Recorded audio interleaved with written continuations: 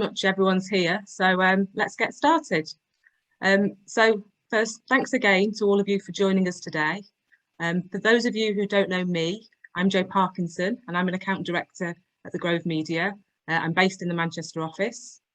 I'm going to be hosting today's webinar on how to build back audiences with smart media. Just before we get started, I'd quickly like to run through a couple of housekeeping rules. Firstly, I'm sure you'll have questions as we go along, so please could you use the webinar Q&A tool at the bottom of your screens to post any of those questions. We've set aside around 10 to 15 minutes at the end of today's webinar to go through those questions, and we'll try and get through as many of them as possible. Secondly, a recording of today's webinar will be available to view on our website, but it's also going to be sent out to you via email over the next few days, and it'll also be sent out to anybody who registered to the webinar. So I'd like to start the morning by just running a quick poll. It's just asking you your opinion on when you think audience levels realistically might get back to pre-pandemic levels. So I'm going to launch this poll now. If you could all have a look at your screens and please vote, that would be great. You should be able to vote now.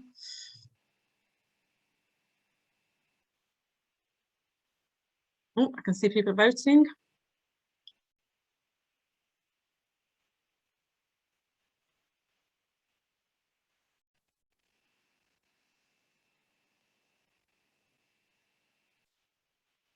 There's a couple of people left to vote if people want to do that, or okay, I'm going to just publish these results for you now. So as you can see, it's pretty unanimous. Most people are thinking that audiences will get back to normal in 2022. A couple are slightly more optimistic there, saying by the end of 2021. Now that takes us quite nicely into starting today's webinar, where we're going to be talking to you about how to bring those audiences back using smart media. Now, I'm sure you're all aware that media consumption habits have changed over the past 15 months due to the pandemic. More as a streaming content, where and when we like, travelling less into the office, staying more local.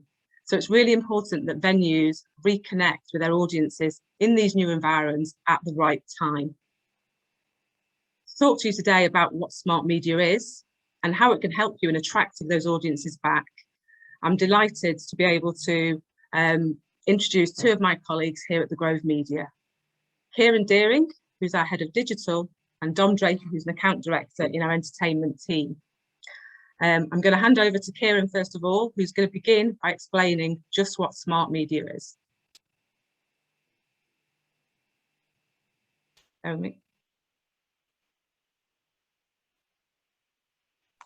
Thank you, Jo.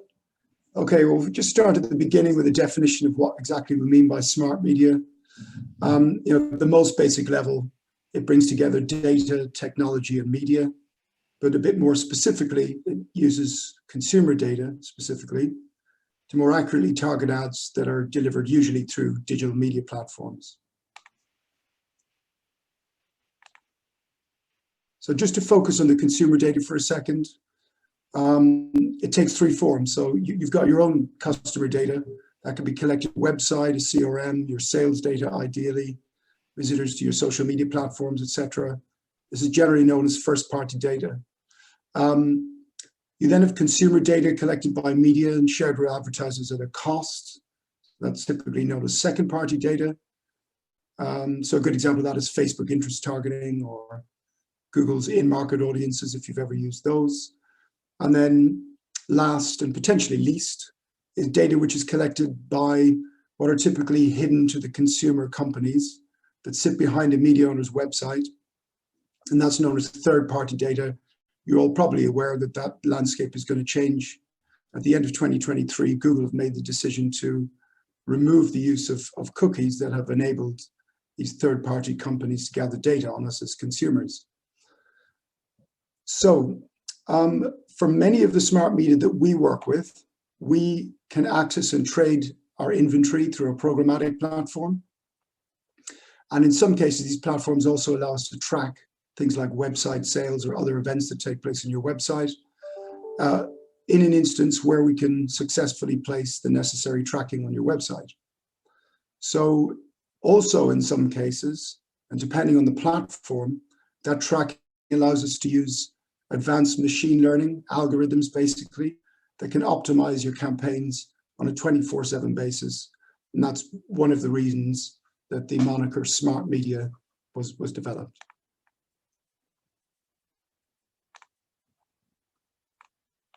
So just a little history of smart media. Obviously, it was pioneered by the ad tech companies who grew incredibly quickly, as we all know, and that really negatively impacted the ad revenue that media owners were seeing in other channels, particularly news brands, magazines, and broadcast TV. So news brands specifically dropped by 65% in ad revenue between 2014 and 2020. So really quite significant shifts in advertiser behavior.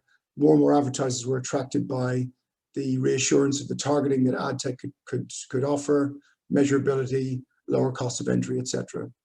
But one of the big stories in the media sector in the last sort of 5 years or so is that more and more of these, what might be deemed to be classical media, have been staging a fight back. And to stay relevant, they've developed their own smart and addressable offerings, which is basically what the rest of this presentation will go on to examine. And of course, our view is that this presents a really strong opportunity for clients in your sector, at a time when we most need to extract more efficiency from media, and also at a time where realistically going forward, you might be investing a bit less in media. You simply need to get more out of the investment. So at this point, I'll hand over to Dom, who's going to talk through some of those smart media options across the various classical media channels.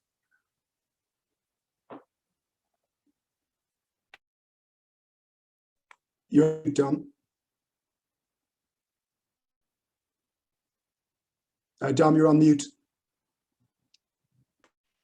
Apologies, everyone. Right, I was just saying to myself, before we go on and look at the individual media channels and the opportunities that smart media poses, I wanted to take a moment to really focus in on why we're getting so excited about the potential of smart media and why we were so keen to make it the subject of this, our first webinar to our arts and ents clients. So the key to unlocking smart media really comes down to two key components. Firstly is first-party data, and secondly is audience knowledge. And these are two things we have in absolute abundance in our industry. The quality and quantity of our first-party data is the envy of most other sectors. We know postal addresses, we know email addresses, we know phone numbers, we know purchase history, donation history, interests, and so on and so forth. On top of that, we have an innate understanding of our audiences. The large majority of us work in this industry because we love this industry. And with that, we understand how our organisations fit into the lives of our audiences. And on top of that, we understand the importance of our venues and organisations within our local areas. And it's a combination of those two things, which I think allows us to really understand what motivates our current clients, as well as envisage what future customers might look like and where they might come from. In other words, we've got everything we need to really take full advantage of smart media. So moving on, we're going to start looking at the individual media channels, and we'll start off with radio. Radio has always been a really important part of the ents media mix. It allows you to reach large audiences at relatively affordable CPMs. And in terms of creativity, it's obviously spot on if you're marketing a musical or you're a rock and pop gig promoter. However, increasingly we're finding the term radio to be less recognisable to our modern lives. And the reason being is that these days, so much of our listening is fragmented across multiple devices. We listen to our favourite radio stations via apps. We stream online radio when we're working from home on our laptops. We play music via our smart speakers. We listen to podcasts on our phones. And the common denominator to this new listening is that we're doing so via internet-connected devices. And obviously, by interacting with the media in this way, we're telling the media owners, be it Bauer or Global or Acast, we're telling them so much more information about ourselves than when we used to simply walk in the kitchen and flick on the radio in the morning. And thus our new ways of listening are helping the media owners build up their second-party data, which Kieran just spoke about, which in turn allows them to offer us, marketeers, advertisers, agencies, far more effective advertising solutions. So how does this all work? The two main players in the radio market, Global and Bauer, have independently grouped together, collated all of their online ad inventory into programmatic platforms. Global's is called DAX and Bauer's is called Octave. And what these platforms allow is for us to buy online radio campaigns in essentially exactly the same way you would buy a Facebook or YouTube campaign. Namely, we're targeting audiences via their interests, demographic and location, rather than targeting them via the specific context in which they're listening. In this way, we're no longer restricted to needing to choose between a handful of stations to advertise on, and instead we can reach audiences as they move around through their listening day. For example, you might listen to Capital in the mornings when you're getting the family ready to go to school, go to work, but actually you listen to LBC during the days when you're working from home. And then perhaps you like to chill out in the evenings listening to Classic FM. Our advertising would still reach you as an individual as we're targeting you as a listener rather than the station that you're actually listening to. It's worthy noting that Spotify essentially works in a very similar way. By signing up and using their free service, you're giving them a huge amount of data. And it's this wealth of data that has allowed Spotify to become a major player in the audio market in a relatively short amount of time. So as a mini conclusion to this section, smart media allows us to tap into the audio creativity that radio provides without the worry of wastage, as we can target our audiences far more precisely. And in turn, that makes our advertising more effective, which in turn makes it more affordable. Just before we move on to the next media channel, I just thought it'd be worthwhile putting a little kind of real life example in here. Recently, we ran a Spotify campaign for Scottish Opera. They were bringing a show down to London and obviously inquired about running a campaign on Classic FM.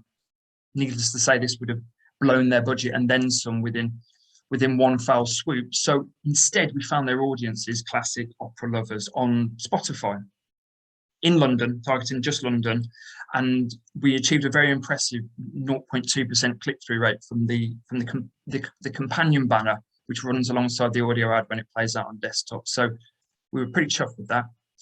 Moving on to TV. TV is a channel we get asked about a lot, and for very good reason. Advertising on TV gives your brand a perceived sense of quality and popularity and trust, and fundamentally success as well. And another one of its big pluses is obviously that it offers unparalleled reach, both in regards to impacts achieved as well as geographic coverage. But with that reach comes the potential for wastage, particularly for regional organisations, of which I know there's several of you listening in today, where we know as regional organisations, the majority of our audiences come from a relatively tight geographic radius. However, similar to radio, we're starting to find that the term, the word, the phrase TV is becoming less relevant to our modern lives because we no longer sit down and watch TV like we're used to. Admittedly, we did during the Euros, and I will come back to that in the kind of concluding slides of this webinar. But essentially, same as radio, our viewing is spread out now across multiple devices. You know, we watch Netflix on our mobiles when we commute to work in the mornings. We watch ITV Hub on our laptops, we watch Sky on our tablets, and so on and so forth. And again, exactly the same as radio. This new viewing is done via internet-connected devices. So again, we're giving these media owners, ITV, Channel 4, Netflix, Sky, we're giving them stacks and stacks of data about ourselves, which they then use to establish highly sophisticated, smart media advertising platforms. In regards to how this is achieved, focused in on Sky essentially for this slide and their advertising platform AdSmart, as in many ways they kick-started the whole smart media possibilities for traditional media channels. And the reason they did this, or the reason why they were kind of on the forerunners, was because very early on they understood the immense power of data. Obviously, by simply subscribing to one of their packages, you're already telling them a huge amount of information about yourself, where you live, your email address, telephone numbers, and so on.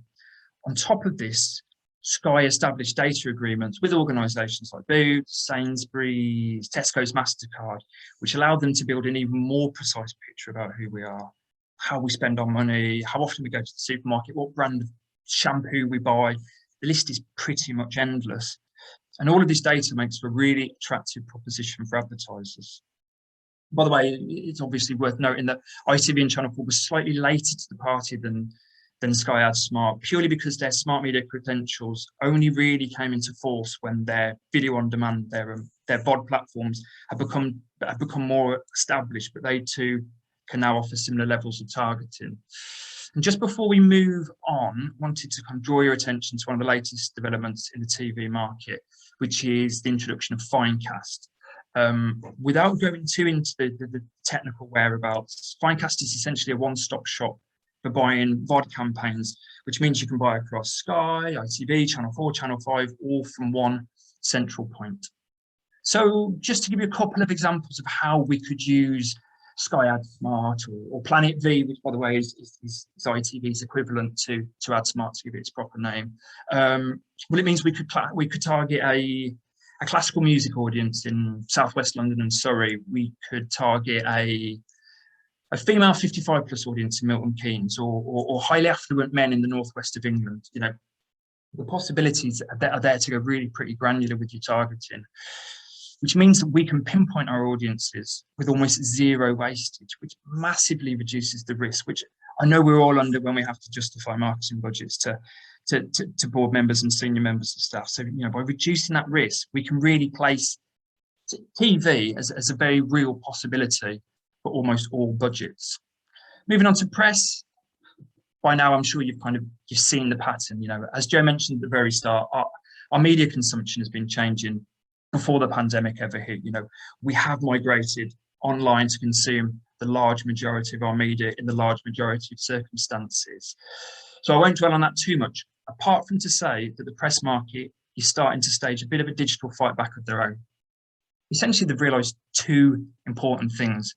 Firstly, there's no point of them competing with Facebook and Google in regards to impressions and CPMs, but instead they've got to focus on their key points of difference, which are quality, trust, brand safety, all of which are things that, to be honest, the ad tech platforms struggle with on a pretty regular basis.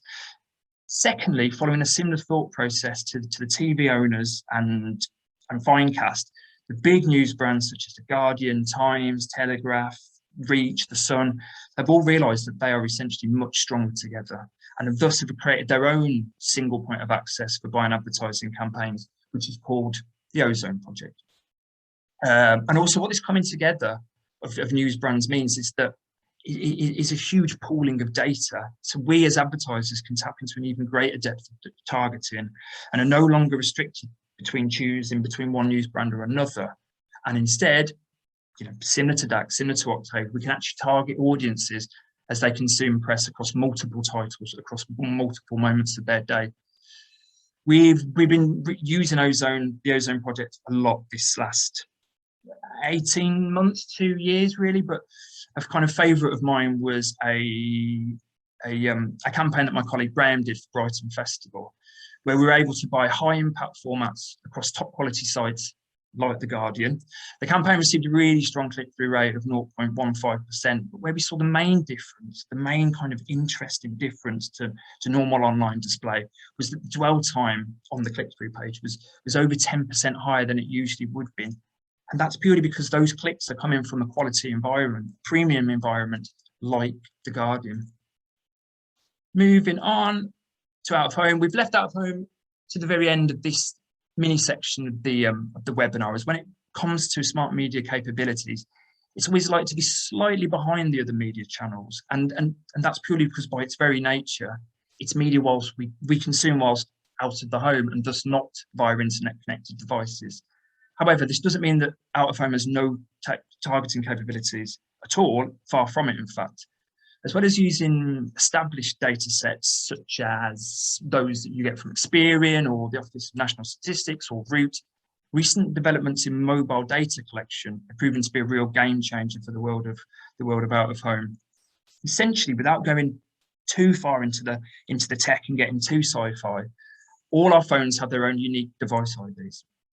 And as we travel about our daily lives, completely unbeknownst to us, we're moving in and out of different geofences. And as we do so, we're telling mobile data organisations enormous amounts about our daily movements. You know, what journeys we make, what transport we get on, whether we prefer to go to Pret a Manger in the mornings, or if we prefer a Greggs at lunchtime, which theatres we go to, which gyms we go to. The list is literally endless. And what out-of-home companies can do with this data is then that they can recommend the best sites to buy dependent on which audience you want to hit as they move about their towns and cities. If those sites are digital sites, they can go even more granular and recommend particular day parts to best hit your audience. Furthermore, the capabilities of digital out-of-home compared to static out-of-home is that they offer the creative possibility to talk directly to your audiences using hyper-localized copy. Now, I appreciate that might have been a little bit technical, so I thought I'd kind of draw just a really quick example of how this could be used in real life. So the first one that jumped into my mind was, let's say I work for Costa Coffee. We've just opened a new cafe in the Arndale Centre in Manchester. Now, we could choose to target customers who usually go to Cafe Nero or Pret or another one of our competitors as they travel from their homes into the city centre in the mornings. We could even go even more granular and then prepare certain copy for them which says, "Hey Manchester, get your morning coffee fix at the new Costa Coffee in the Arndale Centre," for example. So we could target coffee lovers, we could target particular sites that we know they're going to go past on their morning commute, and we could deliver them that hyper-localized coffee to drill our messages home. Just as a quick aside, radio and TV, smart media is making those channels more affordable for our budgets, as it's dramatically reducing waste and thus the risk factor. However, to access the kind of mobile data solutions I've just spoken about, the likelihood is you're going to need to spend in tens of thousands of pounds, 40, 50,000 pounds, which means currently the mobile data solution is probably just out of our reach. But as with most technology, within a couple of years, the technology will trickle down and it will be accessible to us. So it's something we really wanted to highlight to you within this out-of-home slide.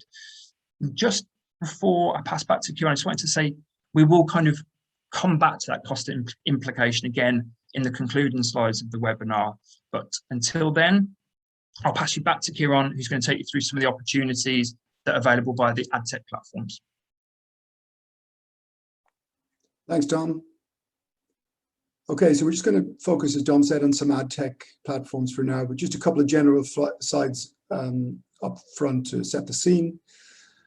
We've mentioned first and second party data. That's what all the ad tech platforms offer. They also obviously offer third party data, but we won't dwell on that because it's about to be seriously diminished. Just to focus on the first party data quickly, you know how this works. You're probably aware you upload your customer database. It will then find matches between people who sit on your database and people who may be using the same email addresses to log into the platform through which you're targeting. And from there, you've got a few options. Of course, you can target those customers, which is a form of retargeting. But where that gets interesting is it avoids the need for a cookie. So that can be a workaround for a time post third-party cookies. You can exclude customers, for example, people who've already bought tickets, so you're not sort of spending money reaching people who have already converted. Or of course, you can build lookalike audiences, which tend to be more effective when they're built off a customer database than when they are built off a website or a social media visit. And then on the second party data, of course, we're accessing data that's generally compiled by the media owner. So I mentioned a couple of examples earlier on that. Also, most ad tech platforms offer some form of smart bidding option. So I mentioned this earlier. It's an algorithm that automatically adjusts bids and targets people most likely to convert. But just to note that this is obviously dependent on a pixel being placed on your website. And one of the big challenges you'll all be aware of in your sector particularly is the fact that oftentimes third-party ticketing agents or even venues aren't in a position to put these pixels in place, or this tracking in place on their websites. So there are workarounds that can be taken where we specially adapt URLs and then the agent will feed back on ticket sales data. But for the record, the absence of the pixel in the ticketing does negate the opportunity to use some of the smart bidding options that a lot of the ad tech platforms offer. In other words, it's a huge advantage if you're in this sector and you control your own sales channel or selling through your own venue. So to specifically look at the Google ecosystem for a second, that being the biggest ad tech platform by far. Their first-party data offering is called Customer Match. And where this gets interesting, we think, is that you can duplicate reach across Google's platforms. So in other words, you can reach the same people through a Google search campaign that you do through a campaign on YouTube or on the Google Display Network. And in our view, this is a really big advantage when it comes to building reach and frequency on smaller budgets, which is often what we've got to play with in the sector. And I think it's clear the internet is a big place, and it is really possible to spend quite a lot of money and not really cut through without any degree of frequency. So our position strategically as an agency is always that we want to reach a fewer, slightly smaller audience more of the time than just attempt to reach really, really wide audiences with really low frequency. So in our experience on Google, customer match audiences can be about 20% more effective than the preset second-party audiences that Google offer. Just thinking about search for a second, it's possible to add a bid adjustment for specific audiences who've shown a specific type of behavior. So this function is relevant only for paid campaigns on Google. And some of you might be running grant-funded accounts, and so this type of bid adjustment is not available through a grant account, but we're commonly running paid-for search campaigns alongside grant campaigns also, and there's never an issue with that. So basically what we do is we overlay an audience on top of the campaign. We can actually observe their conversion rates and their behavior before making a decision on whether we tell Google we're prepared to pay more for a click from somebody within that data set. And of course, if we see that people within a particular data set are converting at a higher percentage, then we just increase the bid and we start spending more money against those audiences in order to deliver more efficiency. So typically this can increase click-through rates on Google by up to 20%, which can actually make quite a big difference in terms of overall converted visitors.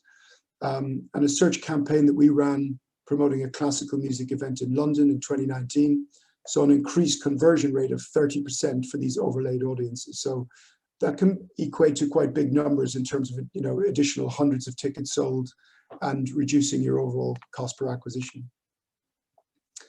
I just want to mention a format called discovery ads that we've been using quite regularly across the Google Display Network, which you're probably aware is a network of over 2 million websites that carry ads from Google in return for a share of the revenue. So these appear across the full Google ecosystem, including YouTube and Gmail, Display Network and Search. And where they're quite interesting is they're similar in format to paid social ads. So a lot of our clients who use discovery ads, what they're essentially doing is just repurposing slightly the ads that they're running on social platforms, sending them to us, we're uploading them into Google, and we're extending the reach of those messages beyond the social media environment and directly onto people's mobiles in most cases. So where we've been able to track conversion to sale on these formats, they're roughly on a par with standard display ads. That is to say, they're not hugely efficient at a conversion level, but they do drive much, much higher click-through rates in our experience. And they're really good for generating awareness. And you basically get quite a lot of value for what can be quite a small investment at the end of the day. And importantly also, they give these smart bidding algorithms that we often use lots more data to work to. And the more data we can feed into those algorithms, the better results that we achieve. And last but not least, within the Google sphere, we regularly run a format called TrueView for Action on YouTube. So these are the pre-roll videos that appear before the content that the consumer is seeking to watch. And with this format, you can include an overlay with a call to action. So that can be book now or learn more, whatever it needs to be. And these can be unskippable 6-second ads that you're probably familiar with, the bumper ads, or they can run longer form edits as well. And our YouTube campaign for a client recently delivered about 15% improvement in conversion rates from first-party data segments versus second-party. So basically, these ads can work at a response level as well. And for years, the domain of YouTube was very much awareness, driving engagement, video views. That has very much changed, and we're seeing YouTube as a response platform in as much as a platform that we use to deliver awareness. And last but not least, I just want to mention a pretty exciting development from Google, which is called Performance Max. And this is a campaign type that is still in testing phase, but Google are very much billing this as the future of automation in marketing. And it's pretty much the pinnacle of smart media when this will come to market. And again, it's an algorithm-driven offering. And what it allows advertisers to do is to upload every conceivable ad that you can run on Google into pretty much every platform that's available to us. And interestingly, as the advertiser, we get to then tell Performance Max what our ideal cost per acquisition or cost per ticket sale will be from the campaign that we're about to run.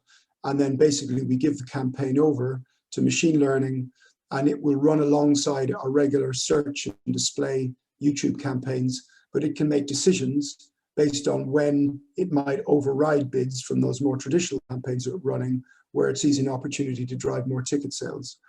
So we're lucky in that we will be, the Grove Media will be taking part in this beta test in August for a client outside of the arts and entertainment sector.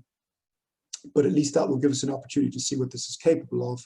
And we're expecting, provided Google are ready, that they'll bring it to market in October. They're slating late September, October. Sometimes these things shift around. And we'll be really quite excited to test it for our first arts and entertainment clients at that point. So just moving on to social, I'm aware you're all going to be very familiar with what this is and how it works, so we won't dwell on it too much, but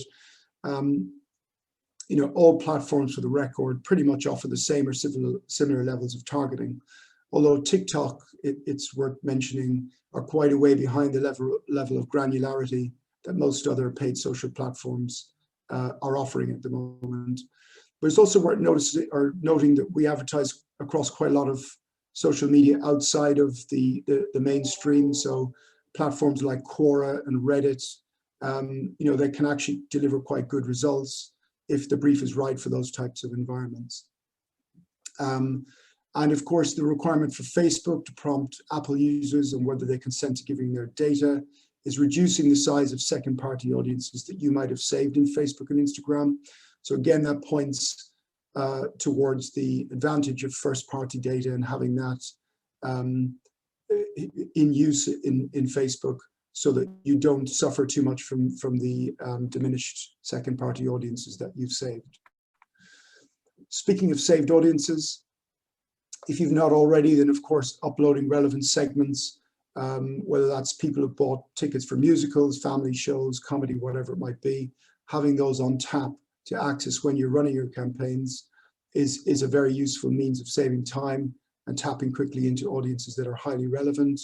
If you're not already doing it, you don't need audiences that are too big. You know, you can just have a customer list as low as 500 in Facebook in order to build an audience to target. And of course, you can build lookalike audiences that tend to be more effective because they're based on customer data. One important point is if you have your audiences saved in Facebook, it's always worth understanding overlap. That's a feature that you can look at in the audience tool. Duplication isn't always a problem, but if you've excess duplication between groups, then it can actually push your costs up, so it's worth being aware of that. Just to focus on the programmatic space, this is the display programmatic space. In the arts and entertainment sector here at the Grove, we typically work most frequently with Google Display Network and more recently Amazon. You may or may not be aware that Amazon have grown to become a really major player in the ad tech space in the last sort of 5 years or so. And believe it or not, they're approaching almost $7 billion a quarter in ad revenue, as if they're not making enough money from retailing and cloud computing and everything else. So, you know, they really have a strong offering.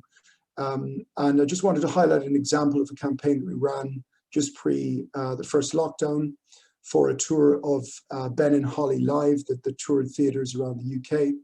And we tapped into Amazon's programmatic platform, where we targeted mums who were in market for toys and who had purchased Ben and Holly and related products on Amazon in the previous year. So you can see how Amazon sit on an absolute goldmine of purchaser data that is ideally suited to the needs of advertisers, you know, obviously depending on whether your brief is right or not.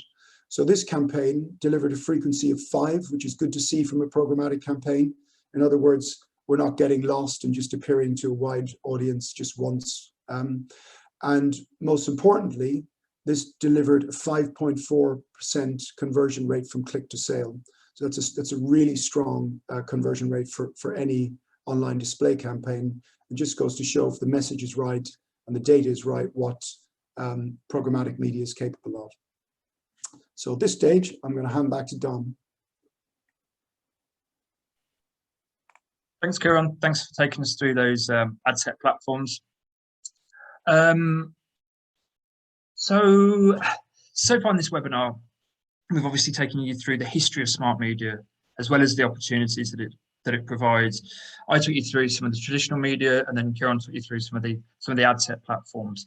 But where we really come into our own and where we can really show off our expertise is interpreting and applying these opportunities to your real world organizations with your real world challenges that you face. And within that, there are a couple of key considerations that we wanted to highlight. By now, some of you might be thinking, well, why don't all advertisers use smart media all the time? Why does anyone still bother advertising in the first ad break at Coronation Street, or on the breakfast show of Heart Radio, or in the Daily Telegraph on a Saturday? Well, essentially, there's two main reasons. First, and probably most relevant to our industry, is cost, or perhaps more accurately framed as cost per thousand. Smart media is a premium buy. You know, we're utilising incredibly sophisticated advertising platforms, which allow us to tap into detailed quality data, and with that comes some premium CPMs. A couple of examples to give you an idea of what I'm talking about. A Sky Ad Smart campaign might cost between £40 and £45 CPM, whereas a linear TV campaign is more likely to be around £5 CPM. Similarly with radio, an online campaign with DAX or Octave is going to have a cost per thousand of around £12, £14, whereas traditional radio is £2, £3, £4. So, you know, you're looking 7 or 8 times as expensive to run on those kind of platforms compared to the traditional route. But I think what's really important to highlight and to remember is that the higher CPMs are completely worth it, because there's one of the key benefits of smart media is that it allows you to dramatically reduce wastage. And thus, whilst we're not reaching the same numbers that traditional media channels allow, those that we are reaching will be absolutely spot on for our targets, and thus worth paying for. Second consideration is reach, or more accurately described, audience size.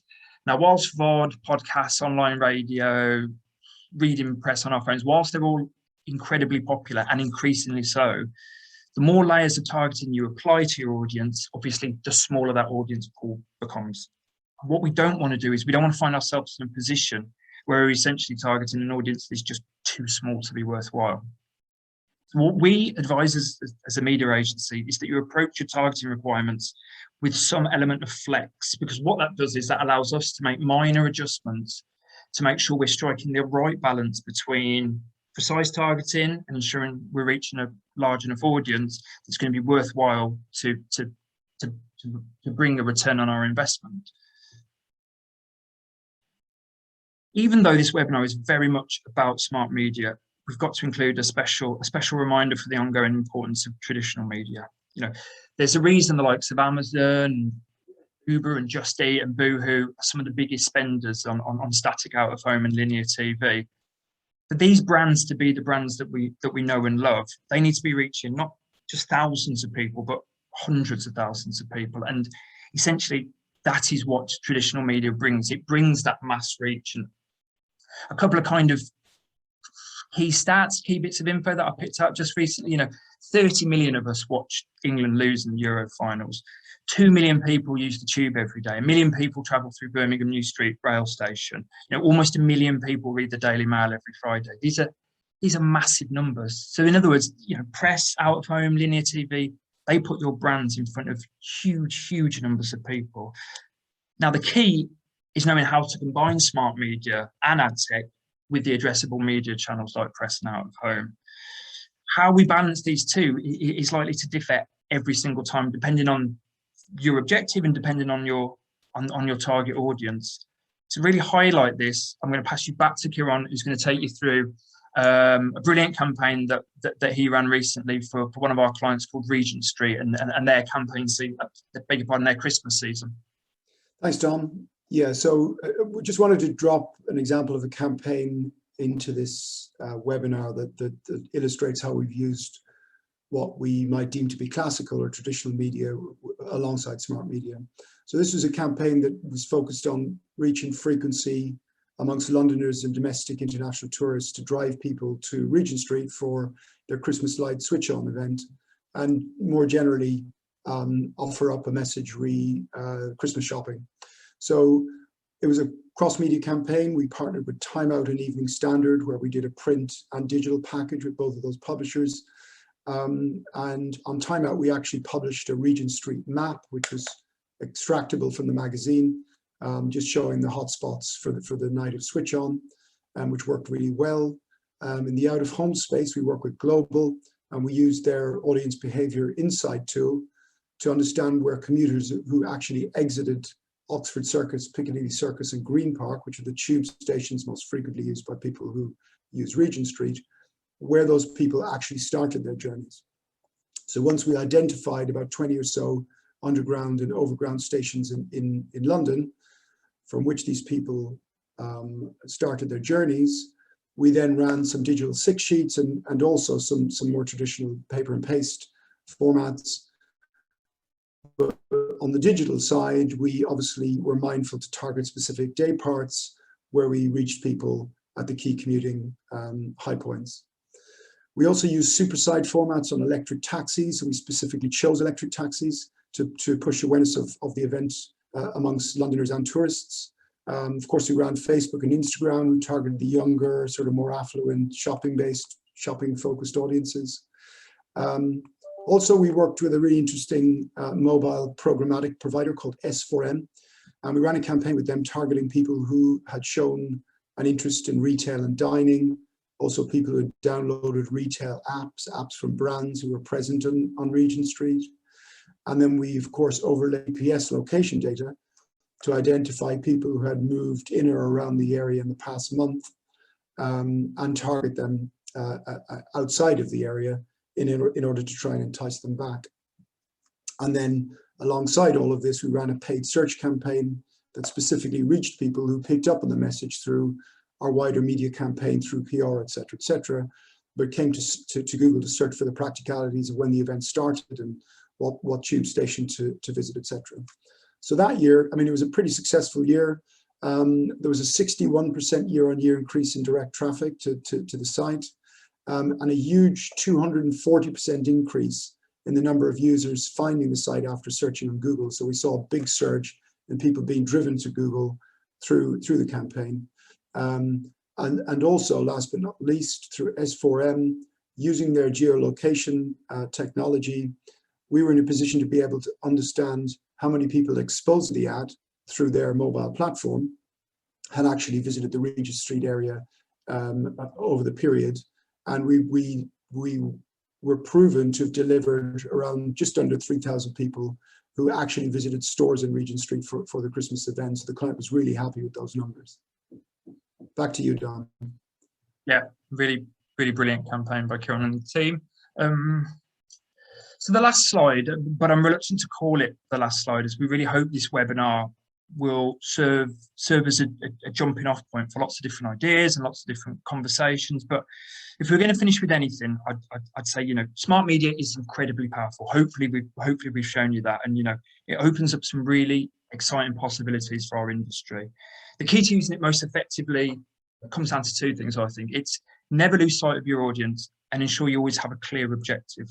And with our guidance, we can work out the right balance between reach and targeting, between experience of knowing what's right and seeking new opportunities, and finally combining smart media with traditional media to get the best out of both worlds. And that brings us to the end of today's webinar. So I think we should have 10 minutes or so for some Q&As. So I'll pass you back to Joe to take us through some questions. Thanks, Kieran. Thanks, Dom. Yep, we've had some questions coming in, and yet we've got around 10 minutes left to answer those. So we'll start getting through those now. Someone wants to know if you could just please explain what programmatic is. if that's possible. Yeah, I'll do my best. So it's basically the process of targeting people or consumers based on their behavior. And you're doing that through a platform which is typically plugged into thousands, hundreds of thousands, sometimes millions of different media. Effectively, you set your campaign up in the platform, upload your ads, you set your targeting, you say, I want to reach people who are between the ages of 35 and 45 into rock and pop, based in London, and the platform will then go and deliver ads in front of those people across the media into which that platform is integrated. But the programmatic bit, I guess, comes from some of the smart bidding that I was talking about earlier, where from that same platform, we might have taken a piece of tracking, put that in place on a venue's website. The platform then starts to recognize when a ticket is being sold and starts to build on its efficiency by serving more ads to more people in more environments at the right time as the campaign evolves. So in theory, through a programmatic platform, you target the user on their behavior across a wide media environment, and the clever bit is the campaign gets more effective as it continues. I hope that's answered the question. Thanks, Kieran. I think so. Somebody else is asking what linear TV is. Linear TV, in a nutshell, it's just the traditional system of program delivery. So it's live TV, where programming follows a set schedule, which is completely controlled by the TV channel. So sort of TV as it's always been, I guess. Basically live scheduled viewing on the likes of ITV, BBC, Channel 4, etc., where you turn up and you watch whatever's on at the time, as opposed to the on-demand viewing that's on offer via subscription services, like VOD, Netflix, for example, or broadcast and VOD with Channel 4's All 4. I think that's it really in a nutshell. Anyone got anything to add or no? No, spot on. Also, slightly trickier question. What should I do to prepare for the demise of third-party cookies? And while we're talking about third-party cookies, someone's also asked about how do you think the end of third-party cookies will affect the advertising industry? So maybe cover those two together. Okay, I can give that a go. So, of course, there are a lot of businesses that have been reliant on third-party cookies to remarket or to target people based on their behaviors. And it's unclear at the moment what kinds of alternatives will be offered up after the third-party cookie is pretty much removed from existence at the end of 2023. So when Google remove it from Chrome, then there will be few browsers, if any, that will allow the use of them. And so the industry is working really hard on trying to figure out what actually happens after the third-party cookie is gone. And there are probably two different sort of theories being looked at. One is just using aggregated data. So rather than working at an individual level, what Google are proposing is that you just create sort of cohorts of people who've shown a certain type of behavior. So it might be people who've interacted with ticket related or review related content in the last sort of 3 to 6 months. So these would be much bigger audiences, a little bit less specific than the very granular audiences that we can choose now. But then there are others in the ad tech sector, particularly, who are talking about whether there might be a role for some kind of passport, almost like a vaccination passport. If you just opt in, you carry your passport as you move around the web. You said, yes, I accept that I'm going to be tracked. Then if that passport is recognized by multiple media, that might be a means of giving the consumer control over their data and allowing the media to continue to sell that data back to the consumer. The other big point that a lot of people are signposting is pretty much what we've been talking about through this webinar. It's great if you can gather first-party data. So there's a lot of businesses that pivoted around trying to figure out how they gather more of that, because first-party data is a workaround the third-party deprecation issue. So hopefully that answers the question. But in truth, there's a lack of clarity at the moment as to what will actually happen and what alternatives will be agreed on. And that is why Google, I think it was about 3 weeks ago, moved the deadline for the removal of third-party cookies from Chrome from the end of 2022 to the end of 2023, because they just realize what a massive task it is, and how much debate and how much of a tug of war there is in the market over what solutions there will be. I think just to kind of further hit home the point here, I think the demise of the third-party cookie only serves to highlight the importance of our first-party cookies. As Kieran said, there's so many businesses, so many industries that have relied so heavily on third-party data without really truly understanding where it's come from and how it's collected. You know, we can sidestep, our industry can sidestep so many of those industries because, as we mentioned throughout the webinar, because of the wealth and the quality of our first-party data. You know, so the classic of kind of turning challenges into opportunities. I really think this is a great opportunity for our industry to say, we've got this, we are sitting on a gold mine, quite literally, of first party data. Like, now is the time to really get stuck in with it, and really, as Kieran said throughout his ad tech, there is ad tech opportunities to really segment that data and really kind of get to grips with it and understand it and use it to the absolute max, because as I say, what we've got would be the absolute envy of so many other industries. You know, we'd be really unwise not to take this opportunity to, as I say, kind of get as much as we possibly can out of it. So use your first party data. Thanks, Dom. Another question, is there a minimum spend for the Ozone project, and roughly what the idea would CPMs be? What sort of cost would they be? A minimum spend for the Ozone project is about £3,000, and in regards to CPMs, it obviously depends on what kind of formats you're running, but kind of standard banners are around £6.50, I think, and then kind of higher impact formats, £14.50, and then on top of that, I think running video, I think it's around 23, 24 CPM. So again, you know, similar to Sky Ad Smart, similar to Octave and DAX, these are potentially higher CPMs than what you'd be paying on Facebook or on the Google Display Network. But again, it's back to one of the slides that I took you through. You know, this smart media is a premium buy. You know, we're really utilising some incredibly powerful platforms with data that is top quality, really. So, you know, yes, those CPMs, when you look at them comparing A to B, are more expensive, but as I say, they're 100% worth it, because you know you're going in the right environments, you know you're buying top quality data. So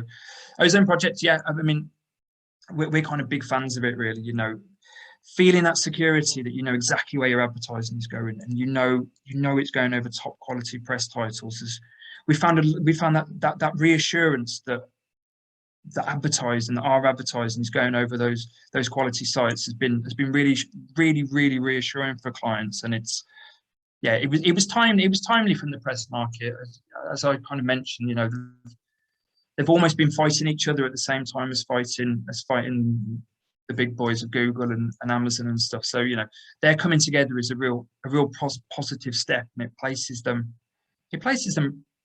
right up there, really, as a top quality offering. So yeah, thanks, Dom. Hope that answers your question. I think we're just about running out of time, so I'm just going to go for one last question before we wrap today up. Someone's asking, if I was supplying first-party data, how does it stay safe in terms of GDPR? Good question. So yes, of course, the sensitivity. We have a process in place whereby obviously we will need to save the data if we receive it. But when it's uploaded into the ad tech platforms, what actually happens is you're never really sharing the data with the platform.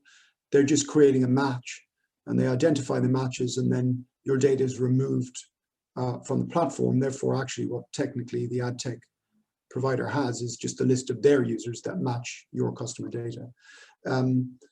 If we've needed to save the data to upload it into platform, then our process is simply that we just delete it and delete it again from our deleted items.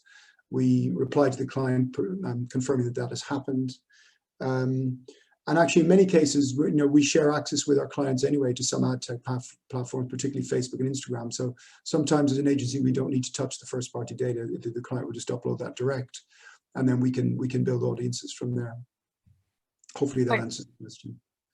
Thanks, Kieran. So I think we've run out of time. So that concludes today's webinar. A big thank you again to all of you for taking the time out to join us. We hope you found the session useful. Just to remind everybody, a recording of the webinar will be available to view on the website and will also be emailed out to you over the next few days. Please feel free to share that with any of your colleagues. If anyone has any further questions, please contact us here at Grove Media and we're happy to answer them. And yeah, thank you for your time. Thanks, everyone. Thanks, everyone. Bye, Enjoy the rest of your everyone. days. Thank you. Bye. Bye.